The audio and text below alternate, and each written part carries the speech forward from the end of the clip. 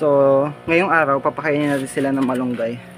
And alam nyo naman, yung mga malunggay is hindi pwedeng nakalutang. Kasi hindi na makakain. So, ilulubog natin to para may makain sila, guys. So, gagamitin natin itong mga corals na to. Buti na lang may pakinabang itong mga to. Ayan. Tapos, kakainin nila yung mga malunggay na yan, guys.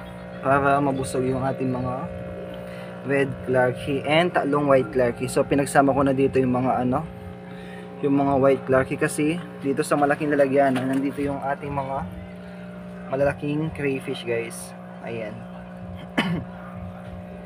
Lalaki, hindi na sila kasya sa PVC. Hindi sila kasya sa PVC, guys. Nasa 4 inches po yung mga to. Lalaki, oh.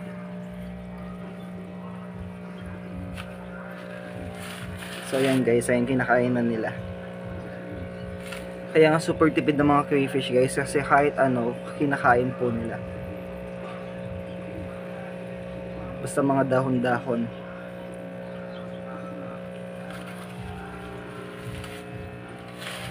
So that's all, guys.